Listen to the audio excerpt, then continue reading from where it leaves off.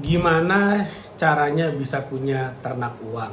Jadi bayangin kalau biasanya ternak itu kan ternak kambing, ternak ayam, ternak sapi gitu kan. Cuman sekarang ternaknya ternak uang. Ternak uang tuh prinsipnya simple sebetulnya. Jadi kita punya uang, uangnya itu diternakin supaya jadi makin banyak. Nah, gimana caranya bisa bikin uang lebih banyak? Ya caranya kalau peternakan itu kan berarti hewan ternaknya dikembangbiakan. Kalau konteksnya adalah ternak uang, ya berarti uang yang kita miliki itu harus diinvestasikan supaya dia berkembang biak lebih banyak tanpa kita harus menambah jam kerja kita. Sebenarnya itu intinya. Jadi apapun yang kita lakukan yang bisa membuat uang kita bertumbuh lebih banyak tanpa kita harus bekerja, menukar waktu kita, ya itu namanya ternak uang. Sesimpel itu. Contoh, taruh uang di deposito, dapat bunga gitu kan, dapat bunga, ya udah itu ternak uang namanya. Lalu kemudian kita beli emas, misalnya emas sekarang harganya 1 juta per 1 gram. Lalu kemudian tahun depan harga emasnya jadi 1,5 juta misalnya, contoh aja. Lalu kemudian kita jual emasnya. Jadi sekarang kita beli emas 1 juta, lalu kemudian ketika dijual 1,5 juta, itu namanya apa? Ternak uang. Karena untuk meningkatkan harga emas dari 1 juta ke 1,5 juta, usaha kita ngapain? Nggak ada, bernapas saja. Jadi cuman kita tinggal hidup aja 1 tahun, harga emasnya naik tanpa kita harus bekerja ngapa-ngapain sama sekali. Lalu kemudian misalnya saya beli saham, harganya Rp1.000. Lalu kemudian tahun depan ternyata saham yang saya beli harganya naik jadi Rp2.000 per 1 lembar saham. Ya udah, ketika saya jual saya dapat untung dari harga beli 1.000, harga jual 2.000, untungnya Rp1.000, selisih harga jual harga belinya, itu namanya passive income karena saya nggak kerja apa-apa, harga sahamnya naik sendiri. Demikian juga ketika ternyata ketika saya beli sahamnya, beberapa bulan kemudian itu perusahaan yang saya beli sahamnya bagi dividen. Ternyata dividennya per 1 lembar itu saya dapat Rp100 ternyata. Ya udah, berarti Rp100 per lembar saham yang saya miliki dan saya dapatkan dividennya, itu apa namanya? Passive income juga. Karena saya nggak kerja apa-apa di perusahaan tersebut, tapi sebagai pemilik saham saya berhak dapat dividen atau dapat yang namanya pembagian sisa hasil usahanya, seperti itu. Itulah yang namanya passive income juga. Nah, ketika saya dapat passive income, ketika saya membeli aset-aset yang bisa memberikan saya passive income, itulah yang namanya berinvestasi atau kita lagi beternak uang. Nah, jadi gampang sebetulnya kalau kita mau ternak uang. Kita punya penghasilan, investasikan saja. Nah, cuma tantangannya ada lagi nih. Kebanyakan orang karena sumber income-nya hanya satu, yaitu hanya gaji saja misalnya. Lalu kemudian gajinya UMR misalnya 3 juta, 4 juta gitu ya, di Jakarta misalnya kerjanya. UMR-nya sekitar 4 jutaan. Lalu kemudian biaya hidupnya udah pas-pasan banget. Jadi kalaupun dipaksain mau investasi misalnya hanya bisa 500.000 atau bahkan 100.000 per bulannya.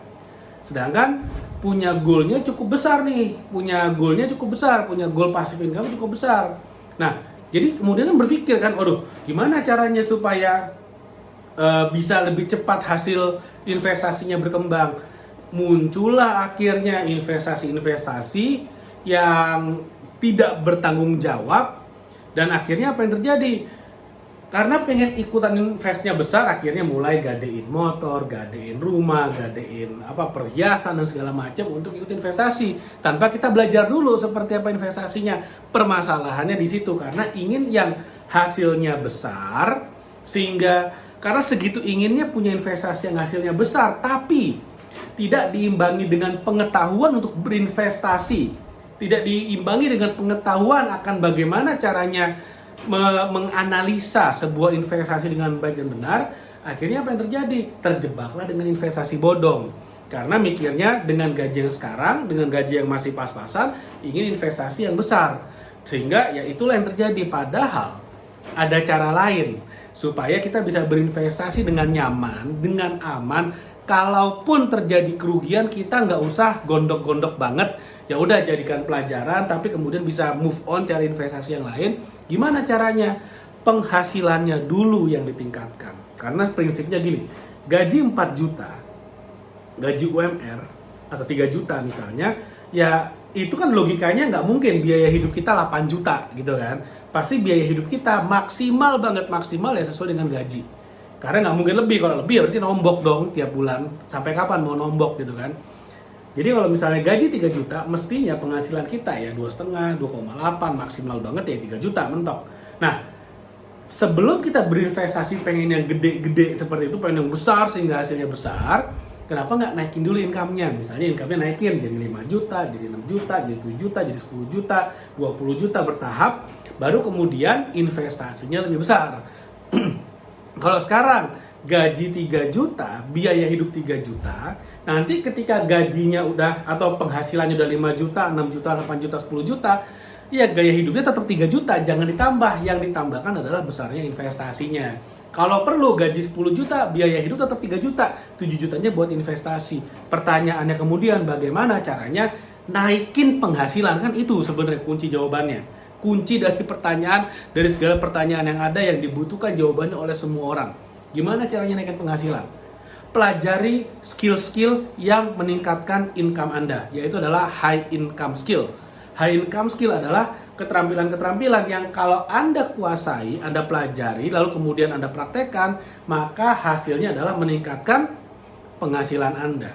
Mungkin bukan di pekerjaan utama saat ini, tapi misalnya bekerja utama sebagai admin atau sebagai kasir atau sebagai bagian keuangan. Tapi kemudian di luar pekerjaan utama punya nih bisnis sampingan, jualan misalnya, atau misal jadi reseller misalnya, atau ikut MLM misalnya, it's okay, nggak apa-apa, nggak masalah kan.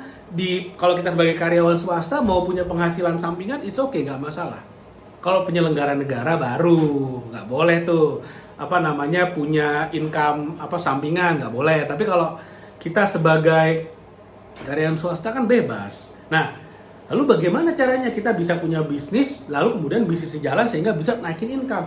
Harus belajar skillnya, harus bisa jualan, harus mengerti bagaimana caranya menjual sebuah produk di pasaran sehingga laku.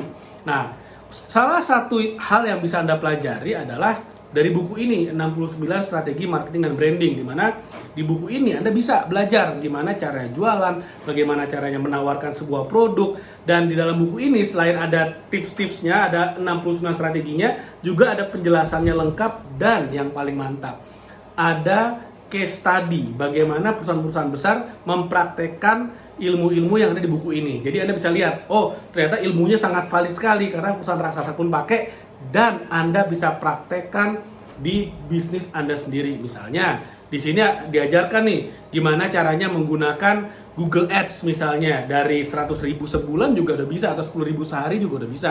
Lalu kemudian bagaimana caranya menggunakan influencer marketing, bagaimana caranya memberlakukan reward seperti itu, bagaimana caranya membuat event marketing, bagaimana jurusnya untuk berpartner atau kerjasama bisnis, bagaimana cara membuat konten yang menarik, semuanya diajarkan di sini. Jadi kalau mau beli nanti akan ada linknya di description video, Anda tinggal klik aja, harga bukunya 100.000 plus ongkir, dan ini adalah investasi yang bagus banget untuk leher ke atas Anda. Oke, jadi kalau misalnya kita udah mengerti bagaimana caranya jualan, kita udah mengerti bagaimana caranya melakukan marketing, bagaimana caranya menemukan pasar, bagaimana caranya kita bisa mempromosikan sebuah produk dengan baik, apa yang bisa kita implementasikan? Gampang. Kita nggak usah capek-capek produksi produk, modalnya gede, cari barang punya orang. Misalnya ada teman jualan baju, teman jualan apapun deh.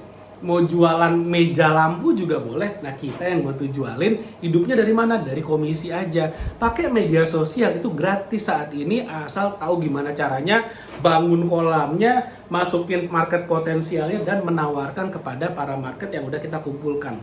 Nah, itu nanti Anda bisa belajar. Jurusnya ada banyak banget di buku ini.